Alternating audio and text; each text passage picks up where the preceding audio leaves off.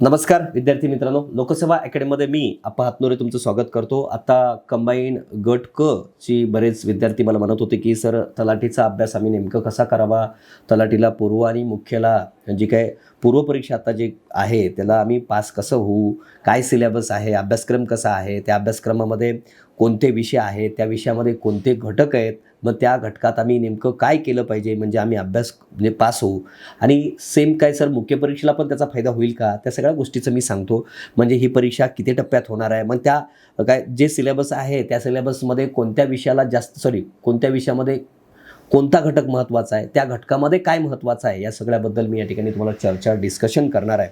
आणि बिंदास राहा, या व्हिडिओच्या बाहेर तुम्हाला वेगळं काही करण्याची गरज नाही. शेवटपर्यंत फक्त व्हिडिओ बघा आणि व्हिडिओ आवडला तर नक्की शेअर करायला विसरू नका ओके.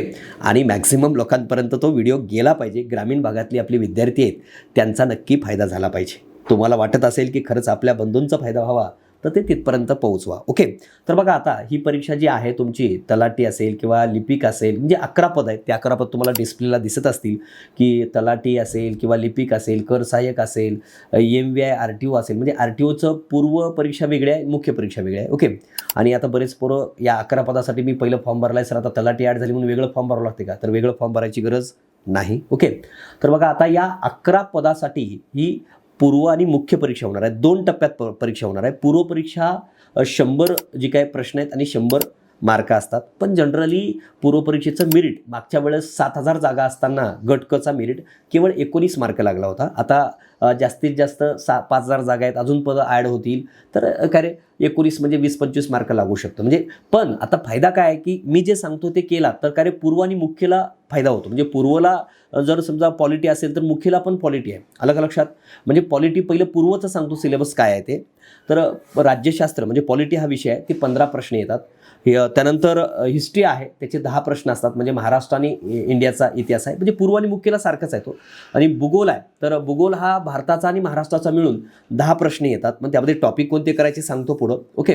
त्यानंतर इकॉनॉमिक्स आहे. इकॉनॉमिक्समध्ये देखील काय 15 प्रश्न येतात पूर्व परीक्षेला आणि मुख्यला जवळजवळ 10 प्रश्न येतात. त्यानंतर हिस्ट्री सांगितले तुम्हाला करंटला किती 15 प्रश्न येतात. मग त्यामध्ये काय टॉपिक केले पाहिजे बघूया आपण. सायन्सचे 15 प्रश्न येतात ओके, पूर्व आणि मुख्यला वगैरे. तर पूर्वला पण आहे, मुख्यला पण आहे तो सिलेबस सेम. आणि मॅथ आणि रिझनिंग हे 20 प्रश्न पूर्वला येतात आणि मुख्यला मॅथ, रिझनिंग आणि स्टॅटिस्टिक्स असं मिळून 22 प्रश्न विचारले जातात ओके. आणि मग मेन्सला काही जे काय फक्त 12 प्रश्नाचं मेन्सचं वेगळं आहे, पेपर 2 म्हणजे जे GSचं आहे. म्हणजे बाकी मग म्हणजे याचा अर्थ 88 प्रश्न पूर्व आणि मुख्यचे सारखे आहेत. म्हणजे आपण एकत्र पूर्व आणि मुख्यचा अभ्यास करू शकतो आत्तापासून. जर नुसतं पूर्वचं सांगा, काही गरज नाही पूर्वचं वेगळं सांगायची, कारण पूर्व आणि मुख्य एकत्रच आहे. की पॉलिटी पूर्व करताना मुख्य होऊन जातं आपोआप, म्हणून ते काय वेगळं करायची गरज. कारण आपला लक्षात घ्या की पूर्वनंतर मुख्यला फक्त 2 महिने वेळ आहे. मग 2 महिन्यामध्ये फक्त आपण लँग्वेज करत राहिलं पाहिजे त्यावेळेस, मराठी इंग्लिश, असं मला वाटतं ओके. तर आता बघा, मग आता त्यातला एक सब्जेक्ट आपण घेऊया पॉलिटी, जे की पूर्व परीक्षेला 15 प्रश्न त्यावर येतात. मग पॉलिटीला कोणते घटक केले पाहिजे सर, आणि जे त्याच्यावर माझे ते घटक कुठून वाचावे. मी तर म्हणेल की सरळ आपलं कंबाईन स्पष्टीकरणाचं पुस्तक वापरा किंवा आपल्या नोट्स वापरू शकता. प्रश्न सोडवण्यासाठी, प्रश्नांची प्रॅक्टिस करण्यासाठी 21 प्रश्नांचे करू शकता ओके. तुम्हाला पॉलिटीच्या नोट्स पण दिसत असतील आणि कंबाईन स्पष्टीकरणाचं पुस्तकही दिसतं असेल. ज्यांनी कधीच काय वाचलं नाही त्यांनी नोट्स घेऊ शकता. बघा, बल्की पुस्तक वापरण्यामध्ये काही गरज नाही आणि वाचू पण नका. पूर्व मुख्यचा एकत्रित अभ्यास होतं. पण आता कोणते टॉपिक केले पाहिजे पॉलिसीसाठी बघा. घटना निर्मिती आणि घटनेचं वैशिष्ट्य हा पहिला टॉपिक ओके. टॉपिक सांगतो, ते टॉपिक व्यवस्थित करा. दुसरं प्रस्तावना ओके. त्यानंतर संघराज्य, राज्यक्षेत्र, नागरिकत्व, मूलभूत हक्क, टॉपिकचे नाव सांगतोय पॉलिटीमधले ओके. मार्गदर्शक तत्वे आणि मूलभूत कर्तव्य, घटनादुरुस्ती पद्धत आणि घटनादुरुस्त्या सध्याच्या घटनादुरुस्तीपर्यंत, पहिल्या घटनादुरुस्तीपासून ते 106व्या घटनादुरुस्तीपर्यंत तुम्हाला करायचे आहेत. त्यानंतर राष्ट्रपती, उपराष्ट्रपतीबद्दल, त्यानंतर पंतप्रधान, मंत्रिमंडळ, संसद टॉपिक. संसदेवर जास्त प्रश्न असतात, जास्त आपल्या राज्यावर भर असतं, पण संसद पण टॉपिक करायचं आहे. विधानमंडळ टॉपिकमध्ये काय येतं रे, राज्यपाल व्यवस्थित करा. त्यानंतर महाधिवक्ता असेल, मुख्यमंत्री, मंत्रिमंडळ असेल, विधानसभा, विधान परिषद त्यांची रचना असेल, आणि विधानसभा, विधान परिषद कायदा निर्मिती असेल, अर्थसंकल्प प्रक्रिया असेल, त्याची अधिवेशनं असतील ओके. म्हणजे महत्त्वाचा सगळा विधानमंडळ टॉपिक आपला करायचा आहे. त्यानंतर न्यायमंडळामध्ये काय करायचं आहे, न्यायव्यवस्थेमध्ये सुप्रीम कोर्ट, सर्वोच्च न्यायालयाच्या बद्दल माहिती, त्यानंतर उच्च न्यायालयाची माहिती, त्यानंतर काय supreme court, high court, lower court म्हणजे कनिष्ठ न्यायव्यवस्थेबद्दल आपल्याला माहिती बघायची आहे त्यामध्ये. ओके. आणि लोकपाल, लोकायुक्त याबद्दलही माहिती बघावं लागणार आहे. न्यायालयीन सक्रियता वगैरे थोडंफार. ओके.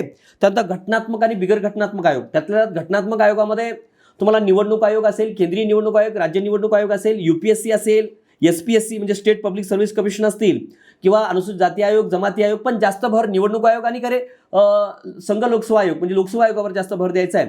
त्यानंतर अनुसूचित जाती आयोग, जमाती आयोग, OBC आयोग असेल यावर थोडं भर द्यायचं आहे. आणि बिगर घटनात्मक आयोगामध्ये बरेच आयोग आहेत, त्यातल्या नीती आयोगावर जास्त भर द्यावा असं मला तरी म्हणायचं आहे तुम्हाला, त्याच्यावर जास्त प्रश्न असतात. ओके. पूर्वी प्लॅनिंग कमिशन जागी नीती आयोग आलेला आहे. मग बघा महिला आयोग असेल, राष्ट्रीय महिला आयोग असेल, किंवा मग काय माहिती अधिकार आयोग असेल, मानवाधिकार आयोग असेल, दक्षता आयोग असेल, असे बरेच बिगर घटनात्मक आयोग आहेत. त्यातल्या त्यात जास्त भर नीती आयोगावर दिला तर बेस्ट राहील. त्यानंतर आणीबाणीचा मी एक चार्टच दिलाय बघा आपल्या कंबाईन स्पष्टीकरणाच्या पुस्तकात. आणीबाणी खूप डिटेल जाण्याची गरज नाही, तर त्यामध्ये चार्ट दिले, ते कोणत्या आणीबाणीचं कोणतं कलम आहे, ते कार्य मान्यतेसाठी बहुमत कुठलं लागतं, समाप्तीसाठी कुठलं बहुमत लागतं, ते एक चार्टमध्ये सगळं स्पष्ट व्यवस्थित दिलंय. मग कलम 19 कार्य कोणकोणती कलम मूलभूत हक्क हे आणीबाणीमध्ये स्थगित होतात, कोणती होत नाही, ते सगळं त्या ठिकाणी दिलेलं आहे. त्यानंतर केंद्रशासित प्रदेश म्हणजे दिल्ली, पुदुचेरीसाठी विधानमंडळ आहे. ओके. तर विधानसभा आहे, किंवा जम्मू काश्मीरसाठी आहे, त्याबद्दल थोडं आपल्याला माहिती असणं गरजेचं आहे. केंद्र राज्य संबंधामध्ये बघताना कायदेकारी संबंध असेल, कार्यकारी संबंध असतील, आणि कोणत्या 5 असामान्य परिस्थितीमध्ये म्हणजे जनरली केंद्रसूचीमधील विषयावर कायदा करण्याचा अधिकार केंद्राला असतो, राज्यसूचीतील विषयावर कायदा करण्याचा अधिकार राज्याला असतो, आणि समवर्ती सूचीतील विषयावर कायदा करण्याचा अधिकार दोघाला असतो, केंद्र आणि राज्याला. पण एकाच विषयावर दोघांनी कायदा केला तर तो कायदा केंद्राचा वरचढ ठरतो, हे साहजिक आहे बरोबर. ओके. पण एक लक्षात ठेवा, आणि त्याच्यामध्ये काय बघायचं आहे की काही 5 असामान्य परिस्थिती अशा आहेत की जे राज्यसूचीतील विषयावर कायदा करण्याचा अधिकार संसदेला जातो. ते 5 असामान्य परिस्थिती कोणत्या, ते 5 कलम आणि त्यातल्या तरतुदी माहिती असणं गरजेचं आहे केंद्राच्या संबंधामध्ये. आणि सोबत केंद्राच्या संबंधामध्ये काय बघणं गरजेचं आहे रे, तर वेगवेगळे समिती आयोग, त्यातल्या त्यात काय कोणत्या समित्या, पंची आणि सरकारी आयोग, याच्या रिकमेंडेशन, याचा अहवाल, याची स्थापना माहिती असणं गरजेचं आहे. ओके. त्यानंतर इतर आंतरराज्यीय संबंधामध्ये नदी जलविवाद, आंतरराज्य परिषद आणि विभागीय परिषद आहे, तिघावर जास्त भर द्या. ओके. त्यातल्या नदी जलविवादमध्ये कोणती नदी जलविवाद कोणत्या राज्यामध्ये वाद आहे, ओके, कोणकोणत्या राज्याशी संबंधित आहे ते बघणं गरजेचं असतं. त्यानंतर ग्रामप्रशासनमध्ये काय बघायचं रे, ग्रामप्रशासनाचा इतिहास असेल.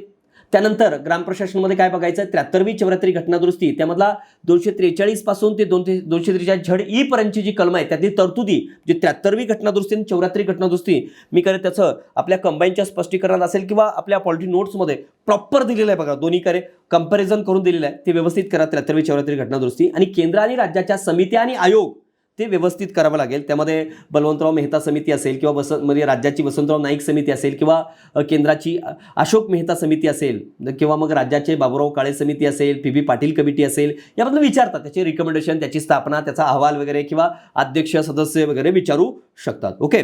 त्यानंतर कारण एक ग्रामीण स्थानिक स्वराज्य संस्थेवर आपला जास्त भर असतो. ग्रामपंचायत, पंचायत समिती, जिल्हा परिषद, त्यातल्या ग्रामपंचायतीवर जास्त भर असतो.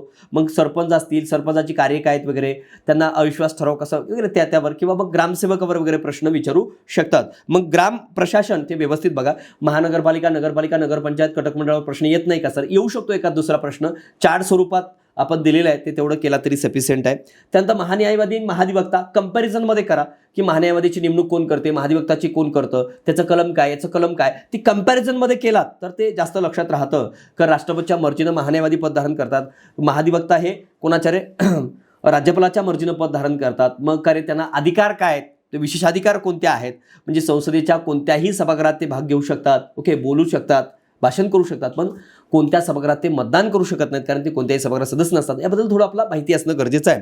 आणि मग सगळ्यात शेवटी सगळ्या 12 अनुसूच्या कशाबद्दल आहेत ते माहिती असणं गरजेचं आहे. आपले जवळपास भाग आणि सूची, राज्यसूचीमधले विषय कोणते आहेत, संघसूचीमधले विषय कोणते आहेत, समोर सूचीमधले विषय कोणते आहेत ते माहिती असणं गरजेचं आहे. कलम, महत्त्वाची कलम जी आहेत ती आपल्याला सगळे माहिती पाहिजे. आत्तापासून जर कलमावर बघा, कधी 5-5, 6-6 कलमावर प्रश्न येतात 15 पैकी बरोबर.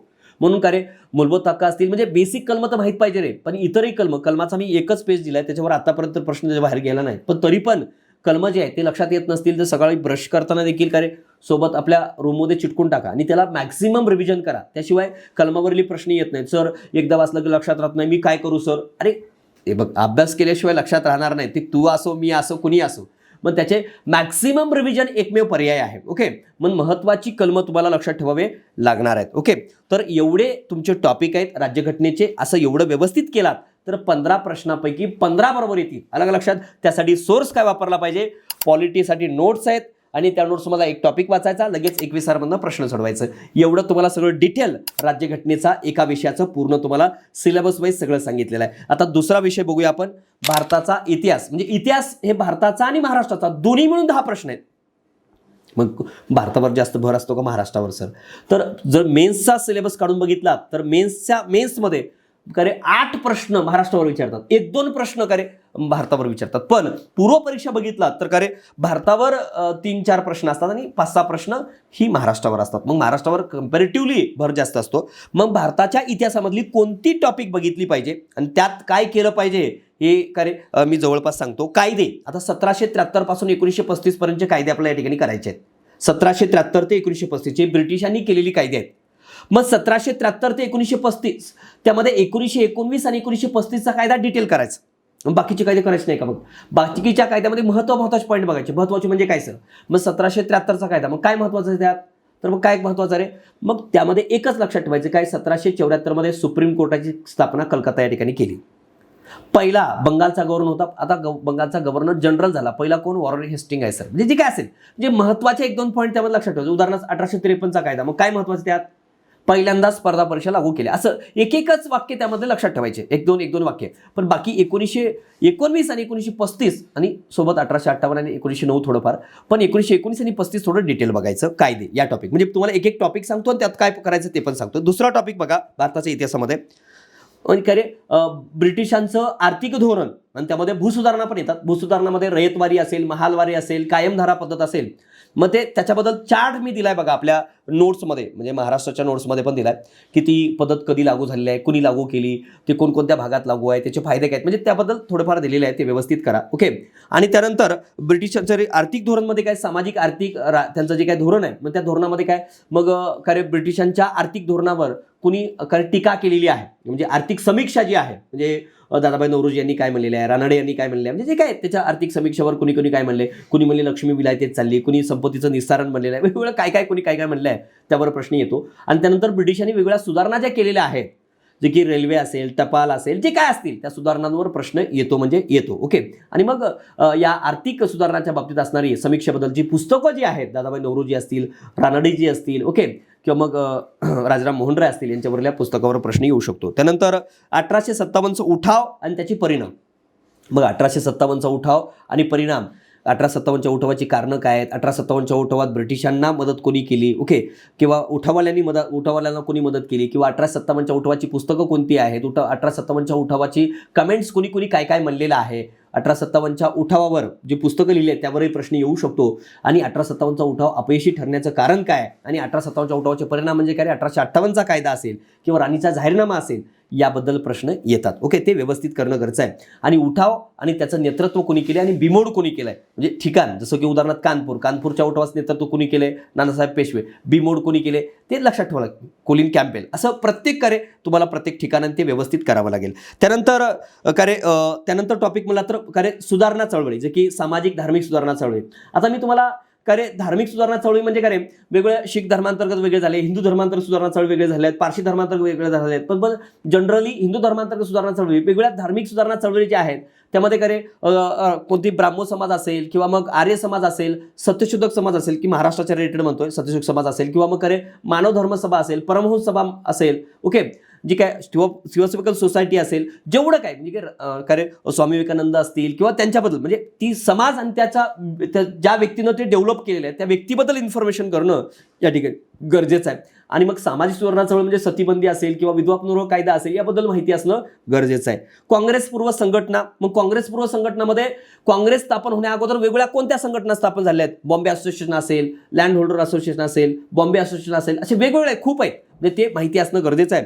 आणि काँग्रेसची स्थापना व अधिवेशन, काँग्रेसची स्थापना कधी झाली, 1885ला, म्हणजे पहिलं अधिवेशन, त्या पहिल्या अधिवेशनाचे ठराव, त्या अधिवेशनाला कोण उपस्थित होतं याबद्दल डिटेल माहिती पाहिजे. आणि काँग्रेसच्या अधिवेशनं जे आहेत, महत्त्वाचे अधिवेशनं, पहिले 4 अधिवेशनं बघायचे आणि महत्त्वाचे काही अधिवेशन, जसं की 1929ला जे लाहोर अधिवेशन झालेलं आहे त्याबद्दल असेल, गया अधिवेशन असेल किंवा कराचीचं अधिवेशन असेल किंवा लखनौ अधिवेशन असेल की करे एकत्र आलेत किंवा मग सुरत अधिवेशन फूट पडले, ते सगळे महत्त्वाचे अधिवेशन आपल्याला माहिती पाहिजे. ओके. आणि त्यानंतर करे राष्ट्रीय चळवळ एका दुसरा प्रश्न असतो. राष्ट्रीय चळवळमध्ये सगळं येतं. मवाळ कालखंड, जहाल कालखंड, बंगालची फाळणी, मुस्लिम लीग, गदर, उमरूल चळवळ, सत्याग्रह, कोणतरी प्रारंभिक जे काही चंपारण, अहमदाबाद, खेडा, रौलेट, हंटर कमिशन, बारडोली सत्याग्रह असेल किंवा असहकार, खिलाफत चळवळ, स्वराज्य पार्टीची कामगिरी, सविनय कायदेभंग, सायमन कमिशन, नेहरू अहवाल, राष्ट्रीय चळवळ, एवढं सगळं वाचला, चले जाऊ चळवळ इथपर्यंत वाचला तर एका दुसरा प्रश्न येतो. म्हणजे राष्ट्रीय चळवळ खूप कमी प्रश्न आहेत.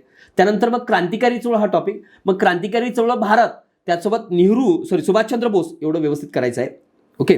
आणि आदिवासी शेतकरी कामगार चळवळी करायच्या आहेत. एवढे टॉपिक तुम्हाला भारताच्या इतिहासासाठी करायचे आहेत. आणि मग महाराष्ट्राच्या इतिहासामध्ये कोणती टॉपिक करायचे आहेत बघा. 1857च्या पूर्वीचे उठाव, म्हणजे 1857च्या पूर्वीचे उठाव कोण झालेत रे? रामोशी असेल, भिल्लांचे उठाव असेल महाराष्ट्रामध्ये, आणि काय रे कोळ्यांचे उठाव असतील. एवढेच बघायचे. त्यांचा नेता कोण आहे किंवा त्यांनी कुठं कुठं उठाव केलाय, काय काँग्रेस म्हणतो, ब्रिटिश आणि काय रे आदिवासी यांचे महत्त्वाचे लढाई कोणते झाले, त्याच्यामध्ये निर्णायक काय झाले त्यावर विचारू शकतात. नंतर 1857चा उठाव आणि महाराष्ट्र, म्हणजे 1857च्या उठावामध्ये महाराष्ट्रामध्ये कोणकोणत्या ठिकाणी उठाव झालेले आहेत, जे सातारा असेल किंवा त्याचं नेतृत्व कोणी केले, बिमोड काय केले, त्याचा एक चार्ट पण मी प्रॉपरली महाराष्ट्राच्या इतिहासामध्ये दिले बघा, व्यवस्थित करा. काँग्रेस पूर्व राजकीय संघटना महाराष्ट्रामधल्या, त्यात काँग्रेसची स्थापना व महाराष्ट्र हे व्यवस्थित करा. आणि मग क्रांतिकारी चळवळ महाराष्ट्राच्या क्रांतिकारी चळवळीबद्दल खूप काही बघण्यासारखं आहे. कविता सावरकर असतील किंवा मग फडकेजी असतील किंवा मग त्यानंतर टिळकांनी वेगवेगळ्या ज्या गुप्त संघटनांना मदत केलेली असेल किंवा मग वेगवेगळे अनंत कानेरे असतील किंवा मग जे आपल्या जे काय म्हणतात गणेश खंडे या ठिकाणी झालेली घटना असेल, म्हणजे ह्या सगळ्या गोष्टीवर आपल्याला प्रश्न विचारू शकतात. ओके. म्हणजे क्रांतिकारी चळवळ व्यवस्थित बघा. त्यानंतर सामाजिक धार्मिक सुधारणा चळवळी, जे काही मी तुम्हाला वर सांगितले, सत्यशोधक समाज असेल किंवा मग मानव धर्म सभा असेल, परमहंस सभा असेल, ओके, किंवा प्रार्थना समाज असेल, याच्या रिलेटेड प्रश्न आपल्याला या ठिकाणी विचारू शकतात. कामगार चळवळ अतिशय महत्त्वाचं आहे. भारत आणि महाराष्ट्र दोन्ही एकत्रच करा. कामगार चळवळ मी महाराष्ट्राच्या इतिहासामध्ये जे दिले ते भारत आणि महाराष्ट्र एकत्र दिले. कामगार चळवळ किंवा शेतकरी चळवळ किंवा दलित चळवळ यापैकी प्रश्न येतो म्हणजे येतोच, ते व्यवस्थित करा. आणि त्यानंतर शेतकरी चळवळ असेल, आदिवासी चळवळ असेल, ओके.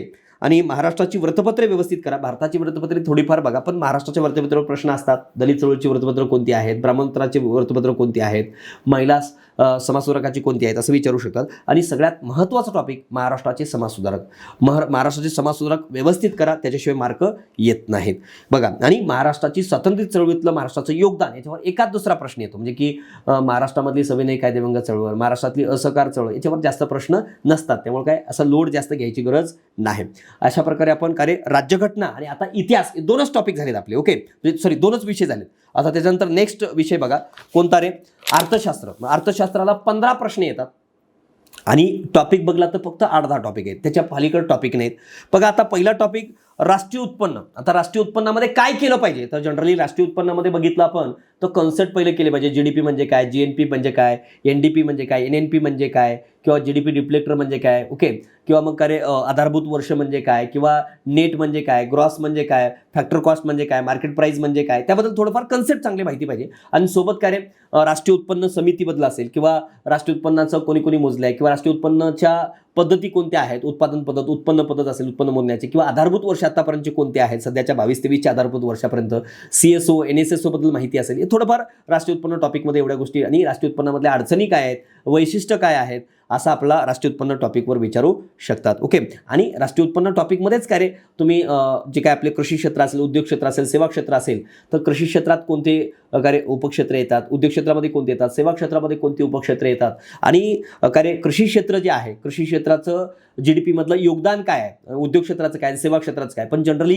जीडीपी मधलं योगदान बघताना मला वाटतं की 1950-51 जेवढी आपल्या अर्थव्यवस्था सुरू झाली तेव्हाची आकडेवारी, 90-91ची आकडेवारी असेल, आणि सध्याची रिसेंटची आकडेवारी थोडी माहिती पाहिजे, म्हणजे सगळं आकडेवारी करायची गरज नाही. त्यानंतर आपला महत्त्वाचा टॉपिक म्हणला तर दारिद्र्य आणि बेरोजगारी. आता दारिद्र्यामध्ये काय करणं गरजेचं आहे रे? तर दारिद्र्यामध्ये जनरली लक्षात ठेवा, दारिद्र्याच्या कन्सेप्ट म्हणजे दारिद्र्य म्हणजे काय, किंवा दारिद्र्याबद्दल कोणी कोणी काय म्हणलेलं आहे, किंवा दारिद्र्य ही भारतामध्ये कुठला आहे? सापेक्ष दारिद्र्य, निरपेक्ष दारिद्र्य. भारतामध्ये निरपेक्ष दारिद्र्य आहे, दारिद्र्याचे प्रकार बघितला तर. आणि सगळ्यात महत्त्वाचं दारिद्र्याचे समित्या जे आहेत, आयोग जे असतील, ओके, तर जनरली कशावर विचारतात? रंगराजन पॅनल असेल किंवा तेंडुलकर पॅनलवर प्रश्न विचारतात. ते चांगलं माहिती असणं गरजेचं आहे.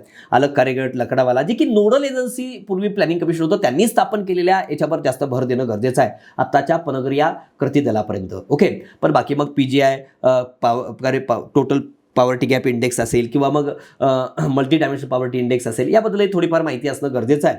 आणि मग बेरोजगारीमध्ये काय करणं गरजेचं आहे? बेरोजगारीचे प्रकार असतील, ओके, संरचनात्मक बेरोजगारी म्हणजे काय, शैक्षणिक बेरोजगारी म्हणजे बेरोजगारीचे प्रकार आणि बेरोजगारीची आकडेवारी. आता PLFS रिपोर्टची आकडेवारी जनरली विचारण्यासारखं आहे. लेटेस्ट आकडेवारी मी दिलेली आहे. आता मला वाटतं PLFSनं सध्या जानेवारी ते डिसेंबरची आकडेवारी पब्लिश केलेली आहे. ती आकडेवारी आपल्याला माहिती असणं गरजेचं आहे. पूर्व आणि मुख्यचं एकत्र अभ्यास करायचा असेल तर अशा गोष्टी कराव्या लागतील. ते व्यवस्थित केला तर त्याच्या बाहेर जाणार नाही.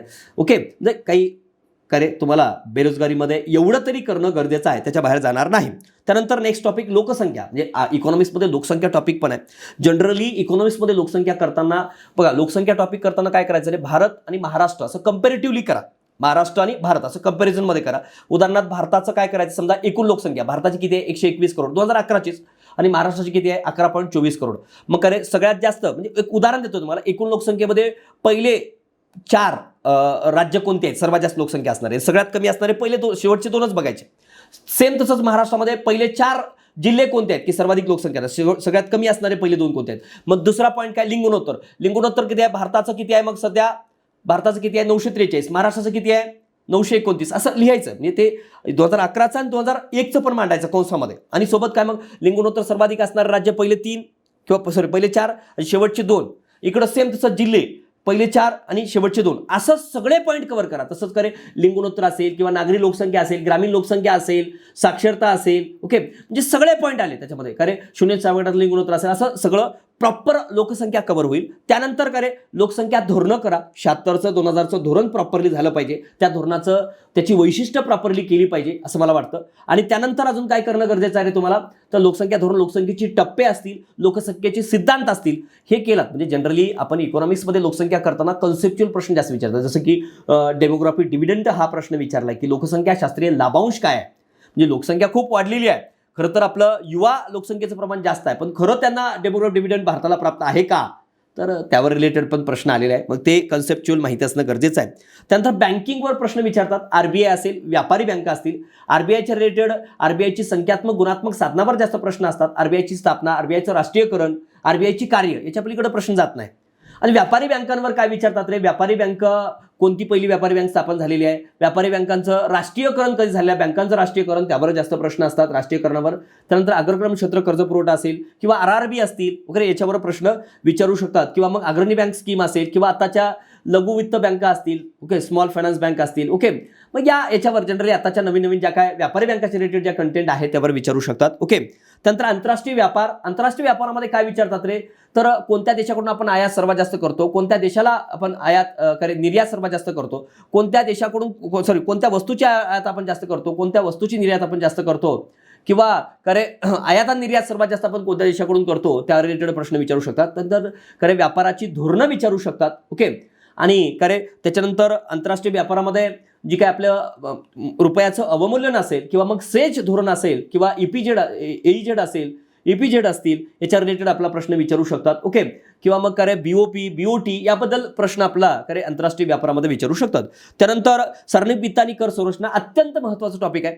सार्वजनिक वित्त आणि कर संरचना, जनरली मी सार्वजनिक वित्तावर पहिलं बोलतो. सार्वजनिक वित्तामध्ये काय करणं गरजेचं आहे? सार्वजनिक वित्त म्हणजे काय, त्याची कार्य काय, सार्वजनिक वित्ताचे म्हणजे फिस्कल पॉलिसी म्हणजे काय, किंवा अर्थसंकल्प नेमकं कसं मांडलं जातं, अर्थसंकल्पाचा इतिहास काय आहे, म्हणजे कधीपासून सुरू झालेला आहे, 2017 मध्ये अर्थसंकल्पात काय बदल झालेली आहे, आणि अर्थसंकल्पात काय येतं, म्हणजे जमेमध्ये काय येतं, खर्चामध्ये काय येतं, त्यावर विचारतात. म्हणजे अर्थसंकल्पीय जमेमध्ये महसुली जमा आणि भांडवली जमा येते, महसुली जमेमध्ये काय येतं, भांडवली जमेमध्ये काय येतं, महसुली खर्चात काय येतं, भांडवली खर्चात काय येतं, ते विचारू शकतात. त्यानंतर वेगवेगळ्या तुटी विचारतील. आता जस्ट मला वाटते प्राथमिक तुटीवर काहीतरी प्रश्न विचारलाय. मग फिस्कल डेफिसिट म्हणजे काय, प्रायमरी डेफिसिट म्हणजे काय येतं त्यामध्ये, किंवा मग काय रेव्हेन्यू डेफिसिट म्हणजे काय, कॅपिटल डेफिसिट तर नाही सध्या, बरोबर ना.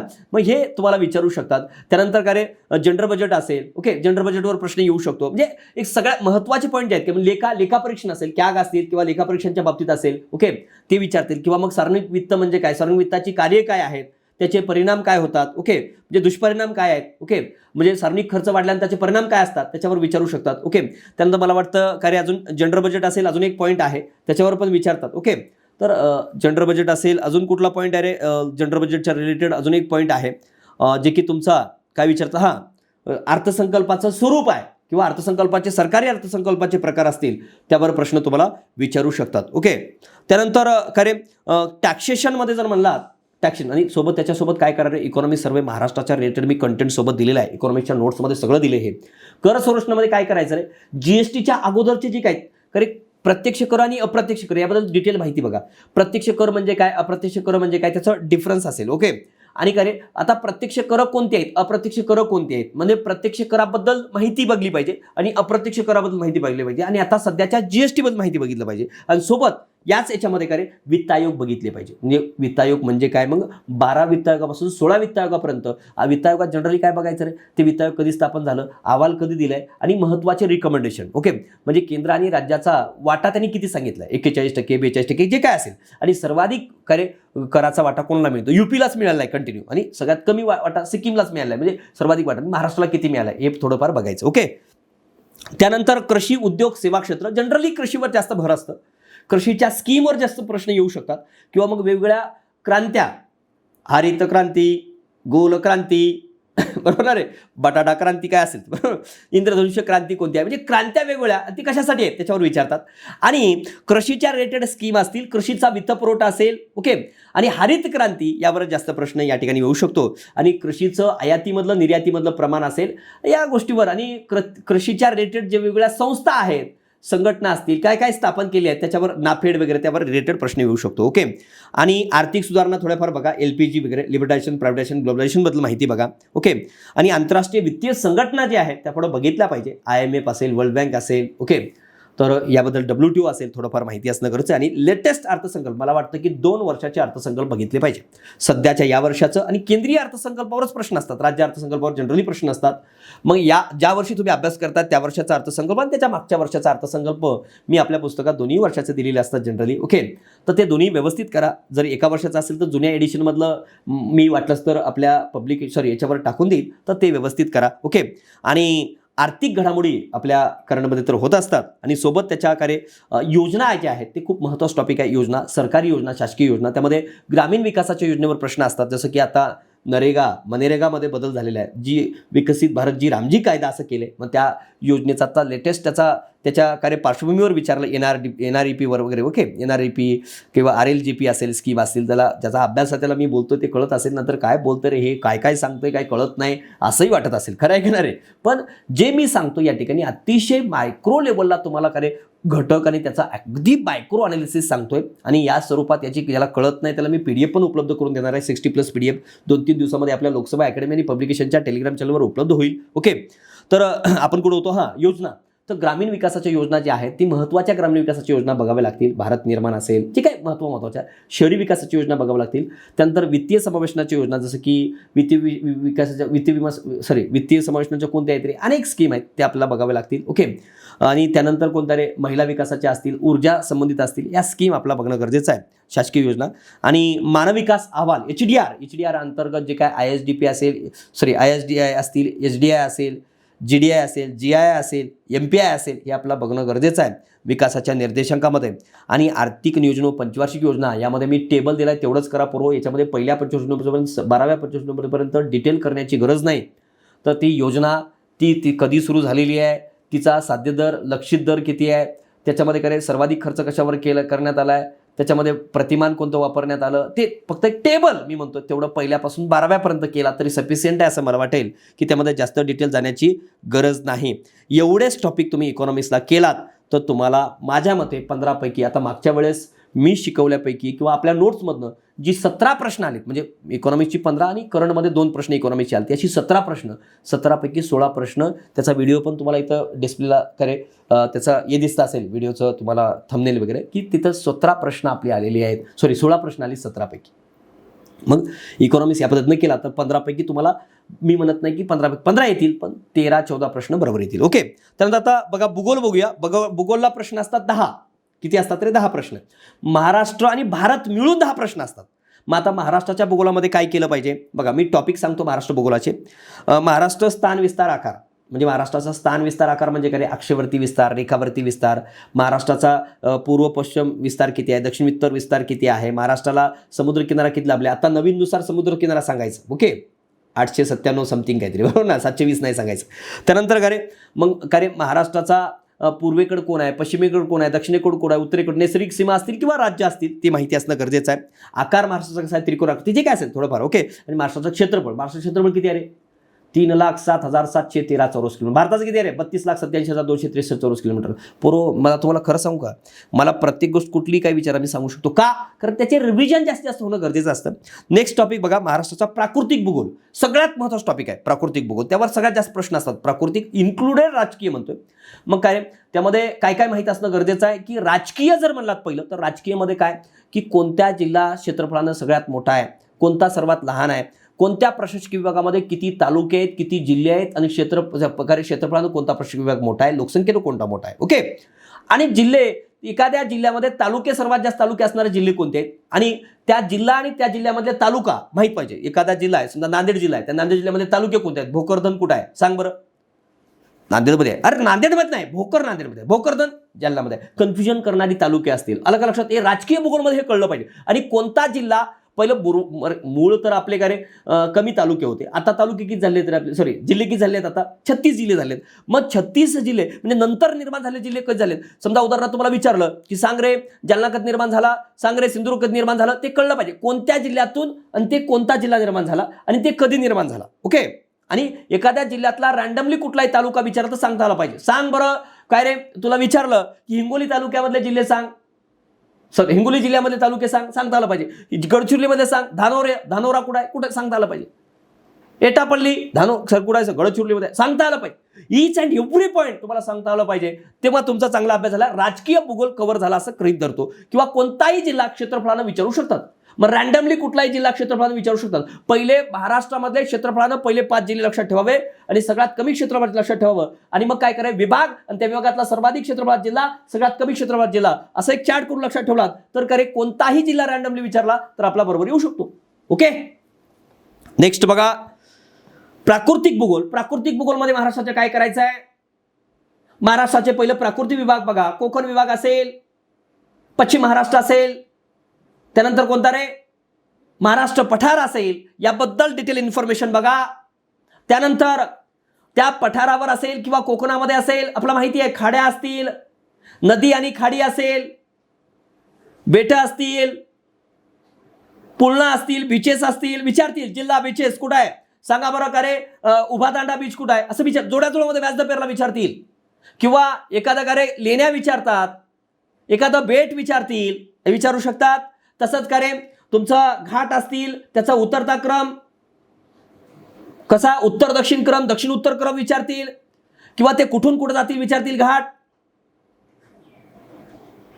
कसा आहे रे घाटाची ट्रिक, थळमाळावर बोर झाल्यास कुंभांबा फोडितो आंबोलीत. थळ म्हणजे थळघाट, म्हणजे एक क्रमान आहे उत्तरेकडून दक्षिणेकडं.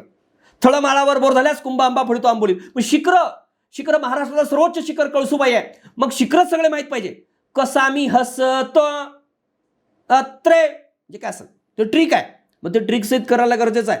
मग शिखरं असतील, लेण्या असतील, गरम पाण्याचे झरा असतील, थंड पाण्याचे ठिकाण, थंड हवेची ठिकाणं असतील, या सगळ्या दृष्टीनं शिखरं असतील किंवा मग किल्ले असतील, कोणता किल्ला कुठं आहे, त्याचा उत्तर दक्षिण क्रम असेल, हे सगळं माहिती असणं गरजेचं आहे प्राकृतिक भूगोलांतर्गत. ओके. त्यानंतर नेक्स्ट टॉपिक, नदी प्रणाली. नदी प्रणालीमध्ये मुख्य नद्या कोणत्या, गोदावरी असेल, भीमा असेल, कृष्णा असेल, कोणती आहे अजून रे, नर्मदा असेल, मुख्य नद्या आहेत. मग गोदावरीची 8 उपखोरी आहेत, ती 8ही उपखोऱ्याबद्दल माहिती पाहिजे, हे लक्षात घ्या. मग आता गोदावरी नदी आहे, मग गोदावरीबद्दल काय माहित पाहिजे रे? गोदावरी नदी, तिची लांबी, तिच्या उगम आणि तिच्या उपनद्या, अत्यंत महत्वाच्या उपनद्या, त्याच्यावर विचारतात प्रश्न. आणि त्या नदीवर असणारी धरणं, त्या नदीवर असणारी शहरं आणि तिची संगमस्थळं, याच्या पलीकडे जायची गरज नाही. प्रश्न हे व्यवस्थित करणं गरजेचं आहे. नेक्स्ट, नदी प्रणाली झाल्यानंतर बघा, जनरली कोकणात नद्यावर जास्त प्रश्न असतात. त्याचे खाडे उत्तर दक्षिण क्रम विचारतात किंवा खाड्यानुसार क्रम विचारतात किंवा काय नदीनुसार क्रम विचारतात. ते आपल्याला माहिती असतं. मध्य कोकणात कोणतं येतं, दक्षिण कोकणात कोणतं येतं ते पण विचारू शकतात. ओके. त्यानंतर हवामान हा टॉपिक महत्वाचा आहे. पर्जन्य, वारे, मान्सूनची निर्मिती. हवामानमध्ये जनरली काय करायचं रे? हवामानमध्ये तुम्हाला ते त्रिवार्ता, कोपेन यांचं चांगलं बघा बरं का, त्याच्यावर विचारतात प्रश्न. सध्या लेटेस्ट प्रश्न त्यांच्यावर आहेत जास्त. आणि हवामान या टॉपिकमध्ये आपण काय करणं गरजेचं आहे? हवामानमध्ये सर्वाधिक पाऊस पडणारं ठिकाण कोणतं? म्हणजे जनरल तसं बघलं तर हिवाळा हवामानाची परिस्थिती, पावसाळा हवामानाची परिस्थिती आणि उन्हाळ्या हवामानाची परिस्थिती माहिती असणं गरजेचं आहे. मग सर्वाधिक पाऊस मान्सून काळामध्ये सर्वाधिक कुठं पडतो, सर्वात कमी पाऊस कुठं पडतो, सर्वाधिक दिवस कुठं पडतो, सर्वात कमी दिवस कुठं पडतो, चक्रीवादळं कोणता कधी निर्माण झालाय, आणि हवामानबद्दल अजून काय माहित पाहिजे रे? अति जास्त पाऊस पडणारा ठिकाण कोणता आहे, मध्यम पाऊस आणि कमी पाऊस पडणारं अवर्षणग्रस्त भाग कोणता आहे, आणि कोणत्या अवर्षणग्रहामध्ये जनरली पश्चिम महाराष्ट्र येतं, आणि कोणकोणती जिल्हे किंवा काय अवर्षण भागामध्ये येतात त्याच्यावर प्रश्न विचारला जातं. ओके. आणि कधी कोणत्या महिन्यात कुठं जास्त पाऊस पडतो त्याच्यावर प्रश्न विचारतात. ओके. पावसाचं वितरण आणि पावसाचं वितरण कुठून कुठं गेले कसं होतं, म्हणजे काय मी कोकणात उत्तरेकडून दक्षिणेकडे गेल्यास पावसाचं प्रमाण डॅश डॅश होतं, वाढत जातं. बरोबर आहे. मावळ प्रांतामध्ये पूर्वेकडून पश्चिमेकडे जाताना पावसाचं प्रमाण वाढत जातं. बरोबर आहे. अख्ख्या महाराष्ट्राचा विचार करता पश्चिमेकडून पूर्वेकडे जाताना, मी काय म्हणतो, पश्चिमेकडून पूर्वेकडे जाताना पावसाचं प्रमाण कमी होत जातं. जर विदर्भात म्हणला तर पूर्वेकडून पश्चिमेकडे पावसाचं प्रमाण वाढत जातं. पूर्वेकडून पश्चिमेकडे वाढत जात नाही, कमी होत जातं विदर्भात. ओके. हे सगळं आपल्याला माहिती पाहिजे हवामानमध्ये.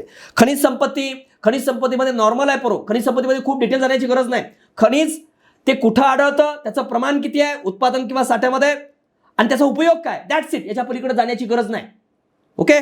आणि लोकसंख्या सांगितलंय याच्या अगोदर. सेम तिथं तुम्ही भारताचं इकॉनॉमिक्समध्ये करा, महाराष्ट्रामध्ये करा, भारतामध्ये करा, सेम करा, कम्पॅरेटिव्हली करा. महाराष्ट्र आणि भारत एकत्र करा, वेगळं करू नका. आणि त्याच्यावरती सगळे प्रश्न सोडून बघा, त्यावेळेस ते टॉपिक परफेक्ट होईल. मायग्रेशन टॉपिक, कोणत्या राज्यातून सगळ्यात जास्त मायग्रेट होऊन महाराष्ट्रात येतात, आणि मायग्रेशनचं प्रमाण कोणत्या कारणावरून सगळ्यात जास्त मायग्रेट होतात, म्हणजे स्थलांतर होतात, कोणतं कारण आहे रे सगळ्यात जास्त, कोणत्या प्रकारचं स्थलांतर जास्त होतं, ग्रामीण टू ग्रामीण, विवाह कारणामुळे वगैरे ते विचारू शकतात. ओके. मृदा आणि जलसिंचन.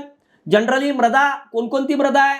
गाळाची मृदा असेल, काळी मृदा असेल, कापसाची काळी मृदा किंवा जांभी मृदा असेल. या मृदेचं गुणधर्मावर जास्त प्रश्न असतात. ते कुठं आढळते, त्याचं गुणधर्म काय आहेत, आणि ती कशी तयार झालेली आहे, तिचे वैशिष्ट्य काय आहेत, यावर प्रश्न जास्त येतात. मग काळीला काळा रंग कसा आलाय? टिटॅनिफरस मॅग्नेटाइट मुळे आला. लाल का आला? लाल मृदा पण आहे, तांबडी मृदा. ओके. त्यावर विचारू शकता. ती कुठं आढळते त्यावर जास्त प्रश्न येतात. आणि जलसिंचन काय विचारतात रे? जिल्हा आणि जलसिंचन योजना किंवा धरणं, आणि त्या धरणाची नावं पण विचारू शकतात सध्या. बरोबर ना. आणि एखाद्या जलाशयाला नाव काय ते विचारतात. एखादी जलसिंचन योजना आहे, लेंडी कुठं आहे रे, कोणत्या नदीवर आहे, नदी किंवा जिल्हा हा विचारतात. ओके. त्यानंतर वाहतूक आणि पर्यटन नॉर्मल बघा, काही डिटेल जास्त बघण्याची गरज नाही. पर्यटन स्थळं विचारू शकतात. ओके. आणि आर्थिक भूगोल म्हणजे ऊर्जा साधन संपत्तीमध्ये पवन ऊर्जा असेल किंवा मग तुमची जलविद्युत ऊर्जा असेल, जलविद्युत केंद्र कुठं आहेत किंवा औष्णिक विद्युत केंद्र कुठं आहेत त्याच्यावर जनरली विचारतील, किंवा पवन ऊर्जा केंद्र कुठं आहेत किंवा त्याची ठिकाणं विचारली जाऊ शकतात. सौर ऊर्जेची ठिकाणं विचारू शकतात. आता जस्ट तुम्हाला विचारलं आहे त्यावर. एवढं केलात तर तुमचा महाराष्ट्राचा भूगोल एकदम बेस्ट होईल. ओके. त्यानंतर बघा, आता भारतावर खूप कमी प्रश्न असतात. भारतासाठी तुम्ही फक्त आपलं कंबाईनचं स्पष्टीकरण पुस्तक केला तरी सफिशियंट आहे. त्यामध्ये कोणते टॉपिक करायचे ते सांगतो. तर सेम भारताचा स्थान विस्तार आकार मी जसं सांगितलं, आता अक्षवर्ती रेखावर्ती विस्तार असेल, क्षेत्रफळ असेल, पूर्व पश्चिम लांबी, दक्षिण उत्तर लांबी, भारताचं सेम तसंच बघायचं. भारताचा दुसरा टॉपिक भारताचा प्राकृतिक भूगोल. 5 प्राकृतिक भूगोल आहेत भारताचे, ते व्यवस्थित बघा. ओके. त्यातल्यात आरवली पर्वतावर थोडं जास्त प्रश्न असतं, प्रेम जास्त आहे त्यांचं आरवलीवर, विद्येवर वगैरे. ओके. ते विचारू विचारू शकतात आणि हिमालयामधल्या पर्वत जे आहेत त्यावर विचारू शकतात. प्राकृतिकमध्ये सेम तसंच इकडं जसं आहे तसं तिकडं पण खिंडी विचारू शकतात, शिखरं विचारू शकतात. ओके, तिकडंही विचारण्यासारखे आहेत. त्यानंतर भूरूपशास्त्राचं काही जास्त डिटेल जायचं गरज नाही. भूगर्भ रचना थोडीफार माहिती असणं गरजेचं आहे.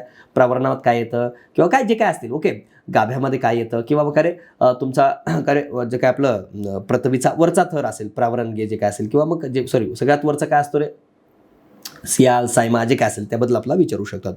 त्यानंतर म्हणजे अंदमान निकोबार बेट, लक्षद्वीप बेटाबद्दल थोडं की कोणत्या चॅनलला वेगळं होतं, त्या बेटाची वैशिष्ट्य काय त्याबद्दल विचारू शकतात. वनसंपदा जास्त काय प्रश्न आहेत आतापर्यंत आले नाहीत. ओके, तर हवामान, पर्जन्य वारे यामध्ये पण त्रिवार्ती आणि कोकणचे जास्त व्यवस्थित बघा, बाकी काही वेगळं विशेष बघण्याची गरज नाही भारतामध्ये. खनिज संपत्ती, ऊर्जा साधने, उद्योगधंदे, वाहतूक, पर्यटन याच्यावर काही जास्त प्रश्न नाहीत. भारतामध्ये नदी प्रणाली व्यवस्थित बघा, प्राकृतिक बघा, स्थानविस्तार, आकार आणि भूरूपशास्त्र आणि काही हवामान आणि भारतीय बेटे एवढंच टॉपिक चांगले करा, वेगळं काही करायची गरज नाही. आता तुमचा त्यानंतरचा विषय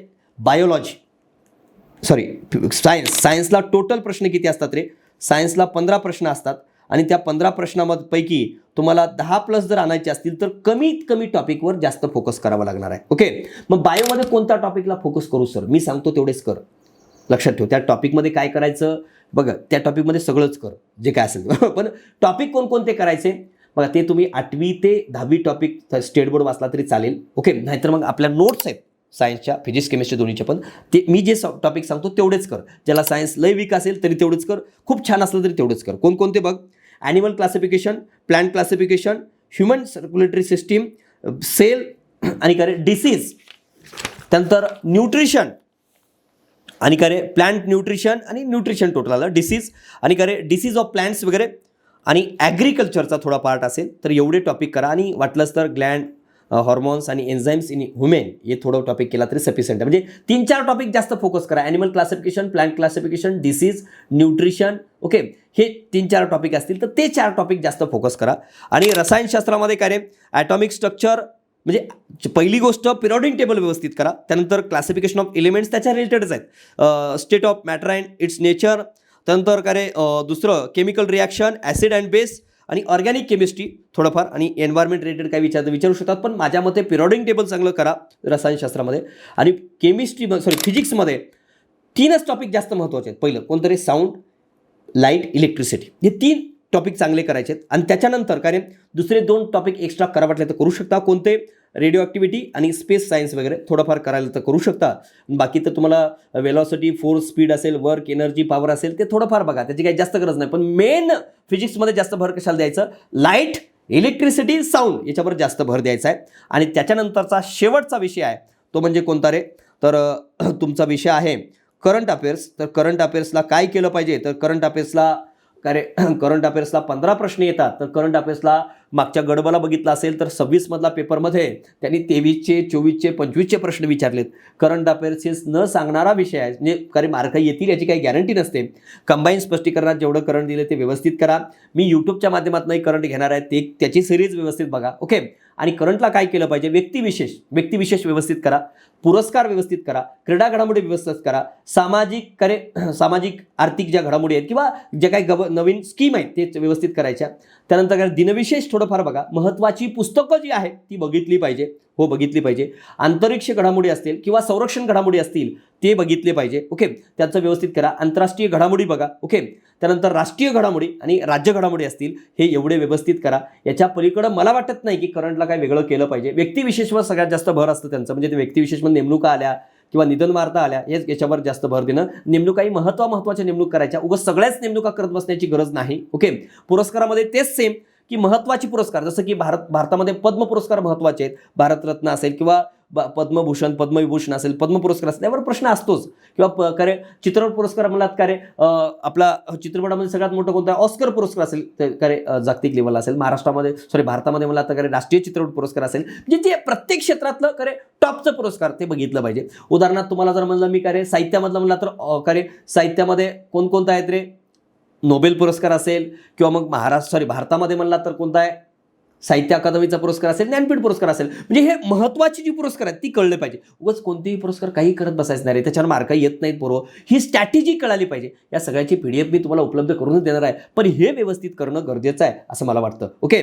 आणि मॅथ आणि रिझनिंगला काय करायचं, मॅथ रिझनिंगचे सगळे टॉपिक मी दिलेले आहेत तुम्हाला खरे आपल्या 60+ PDF मध्ये. तर मॅथ रिझनिंगला काय करा पाहिजे ते पण सांगतो. मॅथ रिझनिंगचे टॉपिक जे आहेत ती मला वाटतं की तुम्ही स्वतः टॉपिक तयार करा. त्याचे 2017 पासून 2026 पर्यंतचे जेवढी काही खरे प्रश्न आहेत 26 पर्यंतची आलेली कंबाईन गट ब गट कला, त्याच्यामध्ये मग तुम्हाला खरे सरासरीवर येऊ किंवा मग खरे वैवारीवर येऊ, जे काय असतील टॉपिक तुमचे, की ब्लड रिलेशन असेल, डायरेक्शन असेल, जेवढी काही टॉपिक आहेत म्हणजे ते खरे मॅथचे असतील किंवा मग खरे रिझनिंगचे असतील, हे टॉपिक व्यवस्थित करणं असेल, कोडिंग डिकोडिंग असेल, बरेच खरे नंबर सिरीज असेल, याच्यावर प्रश्न येतात. म्हणजे ते काय आपली प्रॅक्टिस असणं मॅथरिंगला गरजेचं आहे.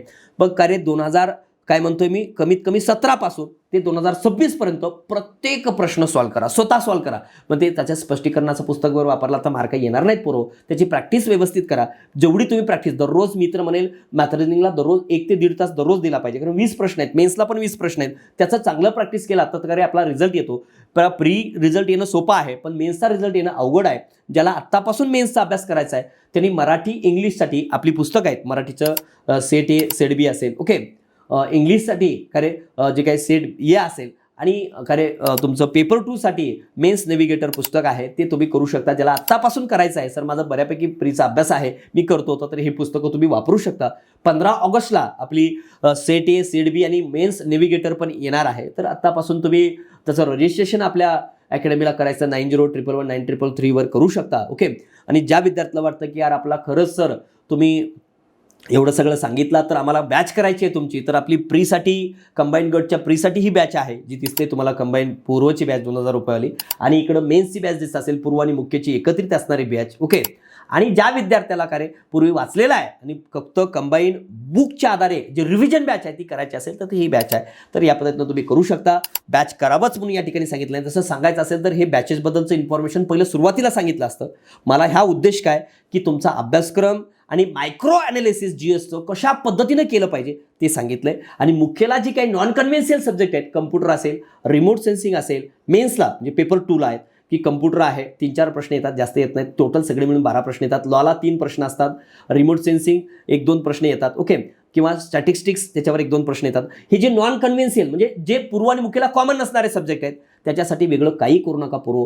तुमच्या प्री झाल्यानंतर केवळ आपली पुस्तक जे आहे मेन्सची पुस्तक, मेन्स नेव्हिगेटर, त्यातलं फक्त क्वेश्चन आणि त्याचं ॲनालिसिस करा. त्याच्या पलीकडे वेगळं करू नका. तुमचा आत्ता भर काय पाहिजे, 1-2 तास लँग्वेजला देणे आणि बाकी वेळ पूर्ण GS जे आत्ता मी सांगितलंय त्याच्यावर भर द्या. त्याच्याशिवाय तुमचा रिझल्ट येणार नाही. हे व्यवस्थित केलात तर याच्या पलीकडे वेगळं काही करण्याची गरज नाही. आणि ज्याला आपली पुस्तकं वगैरे घ्यायची आहेत त्यांना काही अडचण असेल, कारण आता बऱ्यापैकी सगळ्यांनी मागणी एकदम केल्यामुळं बुक्स आउट ऑफ स्टॉक असू शकतात, पण 5 ऑगस्टपर्यंत सगळी पुस्तकं मार्केटमध्ये उभा राहतील, येतील. ओके. तर ज्याला काही अडचणी असतील तर 9011194443 वर कॉल करू शकता. ओके. तर तुम्हाला डिटेल्स स्पष्टीकरण दिलंय मित्रांनो. या पद्धतीनं गेलात तर एकही प्रश्न तुम्हाला बाहेर जाणार नाही. मला वाटतं की हे ऐकून प्रत्येकानं हा व्हिडिओ शेअर कराल, मॅक्सिमम लोकांपर्यंत उपलब्ध करून द्याल अशी अपेक्षा करतो आणि या ठिकाणी थांबतो. धन्यवाद मित्रांनो.